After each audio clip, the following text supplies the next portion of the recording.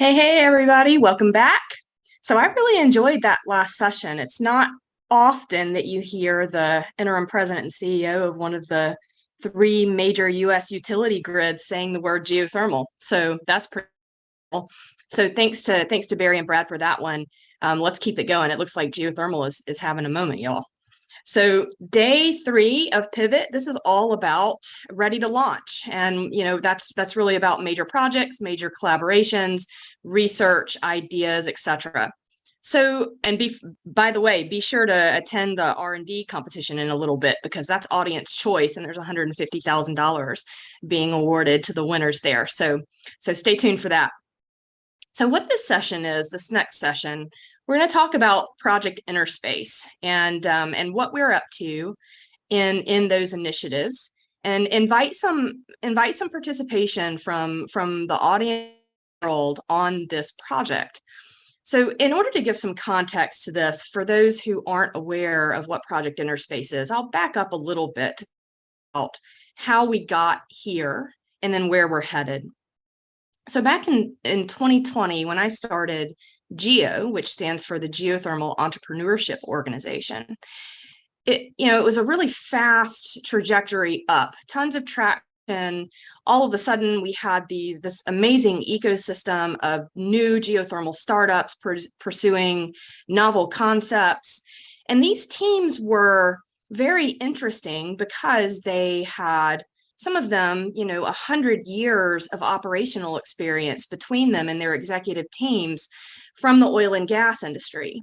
And what that presented was the interesting combination of going really fast, but really knowledge and experience that allowed them to go from 0 to 60 in a period of months, right? So formation of the entity to ready to do a, pretty much commercial project within a period of months, right? And so these teams were going from seed funding or self-funding to raising $30 to $50 million as their first raise.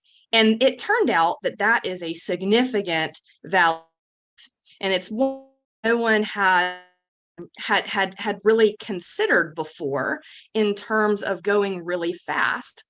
So what I had to do is pivot a little bit in trying to get these teams deployed into the field, many of them pursuing first of a kind projects that were not fundable by venture capital or private equity and the typical ways that startups get funded. So all of this led to looking into where is the funding and the momentum and the energy in the world right now? And that is in climate, right? And so I landed in climate philanthropy as a pool of money to help us get these projects launched and off the ground. And that led to the start of Project InnerSpace, which is a nonprofit organization that's funded by climate philanthropy to help remove some of the major obstacles to growth that are standing in the way of geothermal right now. And so Project InnerSpace is going to do a couple of things over the coming years. One of them, it's going to expand the GEO model. So the Geothermal Entrepreneurship Organization model that started at UT Austin and produced a very healthy ecosystem of researchers and startup companies doing geothermal. We'll expand that model to other research universities across the world and help build a lot of geothermal ecosystems where they don't currently exist.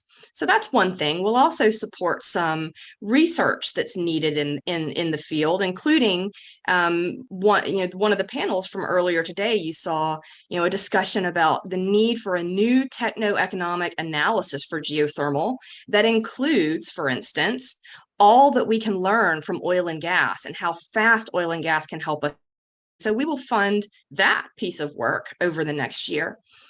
But the real meat in Project InnerSpace is phase 1 and phase 2. Phase 1 is a global and prospecting map for geothermal. And phase 2 is funding first of a kind projects to the field with the goal of going as fast as possible and until governments and industry, etc., and start funding these projects.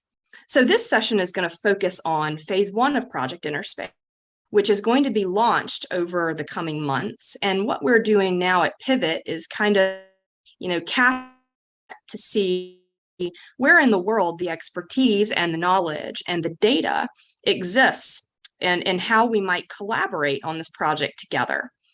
So one is, the goal really is to remove one of the major barriers to growth in geothermal right now, which is startup companies are really excited about getting into the field, but they're having to shoulder a large and expensive burden of subsurface characterization, right? And so if we don't understand exactly where the low-hanging fruit in the world is, well, that's a cost that has to be borne by someone. And startup companies don't typically have the war chest to spend hundreds of thousands of dollars on subsurface characterization to find the right siting for their projects.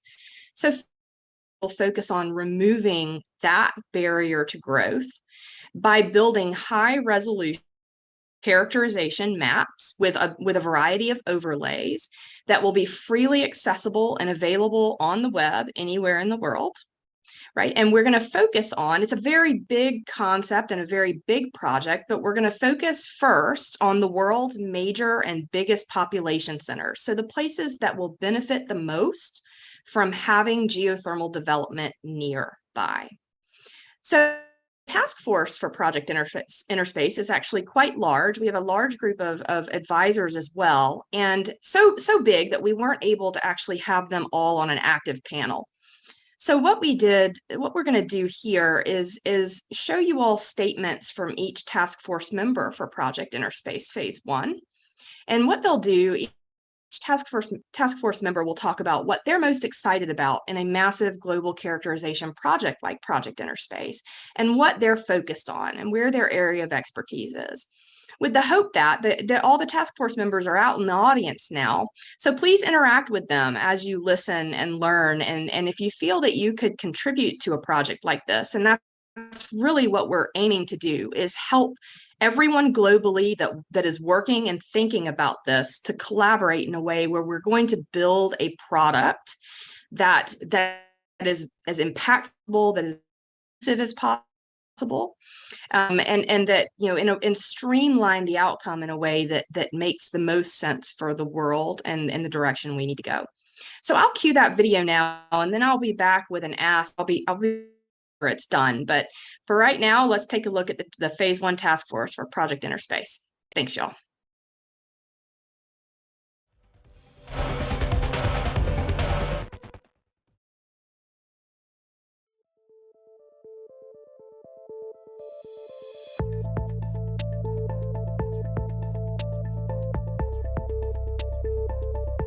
Hi to the geothermal community and those who just want to know more about the emerging, world-changing new geothermal energy paradigm.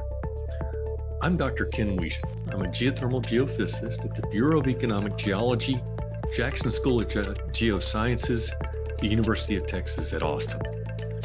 I've been in geothermal since the 90s, with a significant detour in the military interspersed.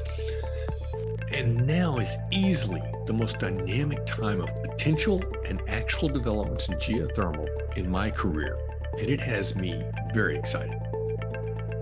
This project will be the starting point for everyone worldwide for many years to come once it's complete. It is the critical bridge between the emerging tech startups and science labs and the people that need to know that this is real and now.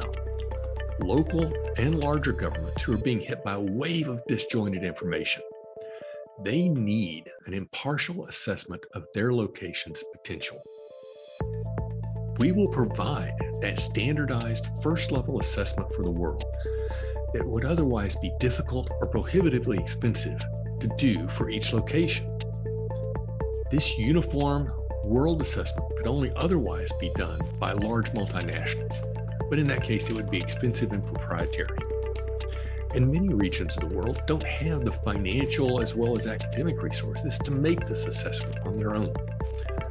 Our project will do the essential foundational work for them and likely provide enough substance to motivate industry to roll in then and make their own detailed assessments and proposals to the local governments, essentially serving geothermal development up to them at minimal expense.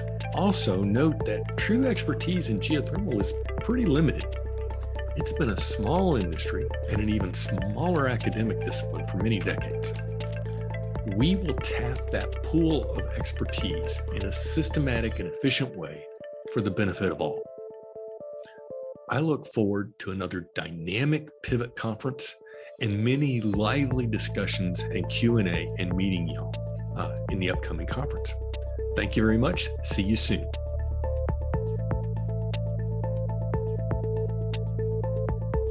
I'm Helen Doran, a task force member for Project InnerSpace. Throughout my career, I've focused on predicting heat flow, pressures and fluid flow in sedimentary basins. I'm excited and privileged to be involved in Phase 1 of Project InnerSpace. The vision of the project to create a go-to area of geothermal data that accelerates our understanding and geothermal opportunities globally really appeals to me. In my present day workflows, which involve screening for geothermal opportunities in sedimentary basins, I spend over 50% of my project time researching a basin. I do this because I know there is an enormous value to be extracted from peer-reviewed journals, Ph.D. theses, government websites and university data banks, to name just a few. But finding this information is time-consuming. Our vision of Project InnerSpace is to create a free, no-fee data lake created by people like me to gather data and insight into one trusted location. The objective is that it not only improves your understanding of geothermal opportunities, but accelerates your learning by reducing the time needed to spend researching. Importantly, the project will also act as a directory of local knowledge and expertise that future investors can contact and utilise to advance their projects. This is an ambitious project and we need your help to make it into a reality. So if you're a local expert in academia, a PhD student working on geothermal opportunities, a service company who focuses on data collection for public use, someone in industry willing to release non-proprietary data, or a government who would like to see their data included to accelerate investment into your country, we want to hear from you. So, what type of subsurface data are we looking for? We want everything from large-scale lithosphere models of crustal thickness, depth to lab, depth to Curie, right down to the thermal conductivity, temperature measurements or reservoir properties from an individual well or outcrop. The map behind me is just one of the many examples that illustrates the amazing global data sets available currently in the public domain. But in each country, each basin, we know that there is another level of detail out there, and we want to ensure that this is included in the project. The primary objective of this project is to build on the wealth of existing knowledge that I know is out there. So, join me in helping to create this vision into reality to accelerate the geothermal revolution. Get involved by visiting Project InnerSpace. Thank you. Hi everyone, it's great to be here at Pivot. My name is Ellie Macinnes and I am the head of geothermal at CGG. Over the last couple of years, the geothermal specialists at CGG have been working very closely with their data engineers to produce a global geothermal resource assessment. The aim of Phase 1 of Project InnerSpace is to produce high-resolution geothermal prospecting maps using data from multiple sources. So when Jamie asked me what I thought the biggest challenge would be for Project InnerSpace, the answer came easily. Based on our experience of dealing with very large data sets, the transformation of this data into a clean and well-formatted data set, which can be used to develop these prospecting maps, is a complex process. So let's take a look at the challenge we face. First of all, there are many different types of data required for geothermal resource assessments. For example, subsurface temperature is key. We also require faults and fractures, fluid chemistry, seismicity, porosity, permeability, and well test data. Identifying the location of this data and extracting it is only the start. Data comes in a range of formats based on application and therefore requires different methods for extraction and transformation. Units can vary across disciplines and across the world. Data measurements must first be standardized. The variation in technical terminology used by different oil and gas operators means that multiple data sets cannot be merged unless a clear taxonomy is defined. Also, not all data is necessarily useful. A level of due diligence is required both in terms of quality and whether it is appropriate for the objective. High quality data should come with good metadata, enabling the handler to access data provenance and assess the data quality and reliability. Here we show a high-level overview of a data pipeline workflow from source to analysis. Let's focus on the top row for simplicity. Careful extraction and integration is necessary due to the heterogeneity of data types and formats. Throughout the data transformation process, geothermal subject matter experts are essential in providing the logic to data engineers in terms of transformation and application of the data. This is followed by a systematic process of ingestion, transformation, and classification of all data. The goal is to enable streamlined data analytics and generation of useful derivatives without compromising data integrity. Much of this process can be automated. However, the expertise and synergies between geothermal specialists, data engineers, and data specialists is absolutely critical to this complex process. It's only once we have reliable and robust data sets that we can produce high-resolution geothermal prospecting maps required for Project InnerSpace. Thanks everyone for your interest, and I look forward to continuing this discussion. I'm Philip Ball. I am the Chief of Geothermal Innovation at Clean Air Task Force, or CATF as it gets abbreviated. Within CATF, superhot rock energy is really, as we've identified, as having the potential to transform the global energy system. Regarding my background, I'm a senior researcher at Yale University, and I have about 20 years of experience within oil and gas companies. For oil and gas, I was a regional expert where I integrated tectonics and geodynamic processes to understand how to or where to exploit oil and gas resources. So through that process, I frankly recognized the potential of the thermal resource of the Earth's crust. And really, I was a little frustrated that oil and gas companies were not transitioning towards clean baseload energy technologies such as geothermal. So with that, I can tell you, I'm very excited by the challenge represented by Project InnerSpace, which is to globally characterize the thermal resources. So this project really draws on all of my experience over the last 20 years. And one of the things that I'm really trying to look at is how to accurately extrapolate, the surface heat flow and measurements we get from oil and gas wells down to temperatures whereby we could maybe target 350 or 450 degrees C for safe thermal exploration and the creation of energy. Probably we're looking within the upper 5 to 10 kilometers of the Earth's crust. So one of the other parts that really interests me in this project is what are the geodynamic and tectonic processes that are responsible for these shallow heat flows. But in particular, I'm going to coin a term called blind superhot rock resources. So this would be where could we exploit shallow thermal resources that are not necessarily linked to hot springs or at the surface or volcanics that we see at the surface. So really trying to understand that process, because one of the key goals of this project is to identify thermal resources that are near to large population centers. And so I think understanding and identifying blind superhot rock resources is really critical to solving this problem of energy that we have. So with that, I'm going to sign off.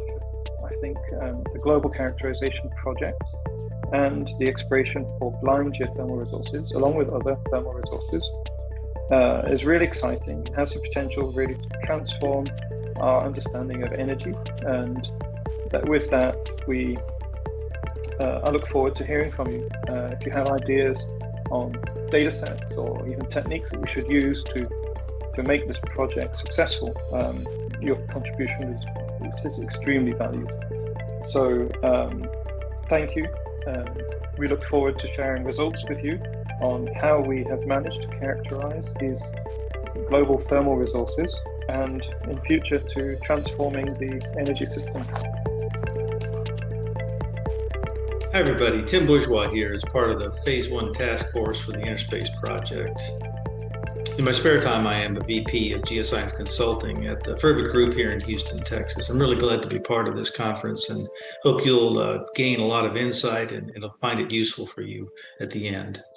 My experience or expertise lies in a 35-plus year career in subsurface characterizations and sedimentary geology for oil and gas, with commensurate overlap, I believe, in geothermal in the sedimentary world via the new technologies of late that I think will really unlock geothermal potential around the world via the aspects of going into the sedimentary world, where there's a lot more opportunity for geothermal. I'm excited to be part of this new avenue of geothermal in reality. It has a distinct advantage over the other types of energy and electricity developments, if you will, in terms of the distinct advantage of baseline capacity and that load capacity.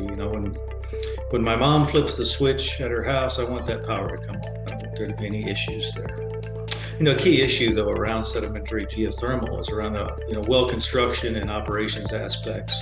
Much like conventional oil and gas, the biggest one being induced seismic, right? So that has been problematic in the unconventional world, and we want to try to mitigate that. The task force will try to tackle this issue in terms of mitigation of this risk. So how would we do that? It's clear that responsible operators will do the due diligence to characterize the subsurface in geomechanical space and other spaces. A shout out would go to Sage Geosystems is in order here.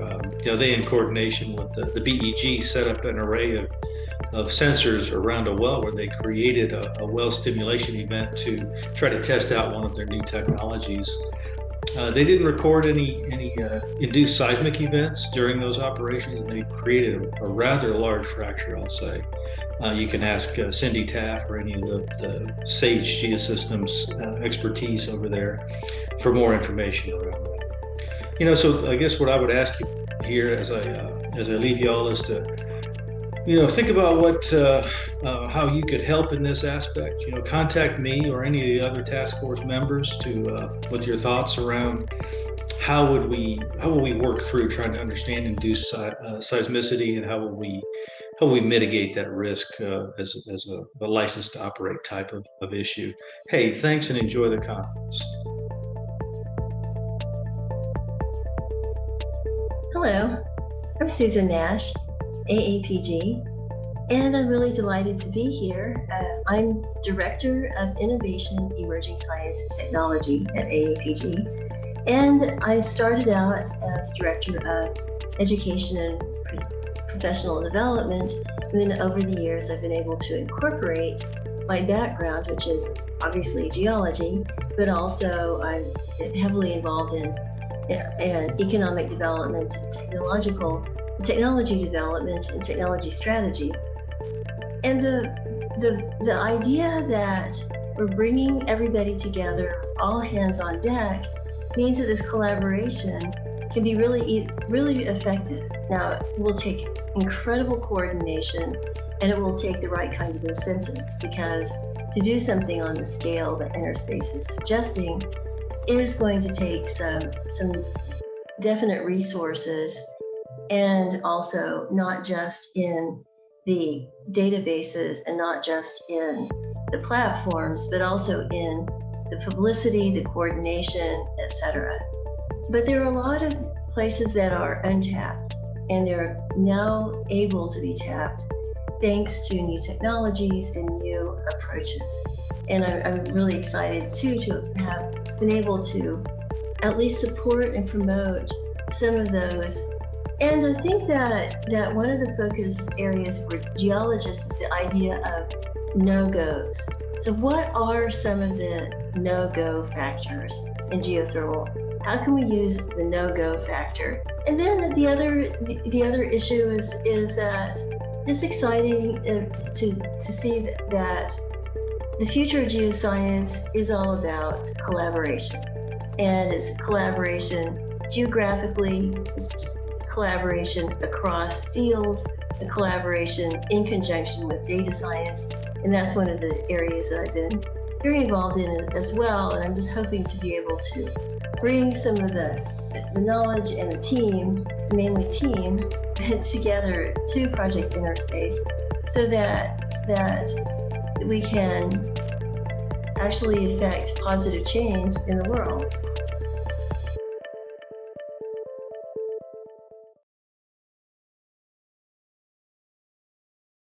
All right, we're back. Hey, everybody. All right, so how about the Phase 1 task force? Woo! It's an awesome group of folks and a really varied set of interests. And to kind of riff on Susan Nash's points, right? There is a global workforce of millions out there in the world, the geophysicists, geologists, the AAPG and the SPE that could be really, really helpful in this project. And so that's kind of what we're here, and that's the ask. So this is what we're going to do. If you scroll down the conference platform, you'll see an engage section, and in that section there is a Phase 1 task force interest form. So if you're interested in role in this project in some way, if you think that you have something to offer a big global project like this, let you. The task so in the audience right now, so feel free to directly chat with one of them, and let's get all hands on deck, right? So it's a big and hard project, but that's what makes it. Over the next couple of months, we're going to put some money and some in-kind corporate contributions behind this thing, and we're going to launch it. So let's hear from you if you feel like you have a role to play in this project, and let's push geothermal forward. So thanks, everybody. Please don't be shy, and we'd love to hear from you. And signing off now. Thanks very much for listening, and we'll see you in the next session. And come vote for the winner of the R&D competition. That's next. So we'll see you in a few. Bye.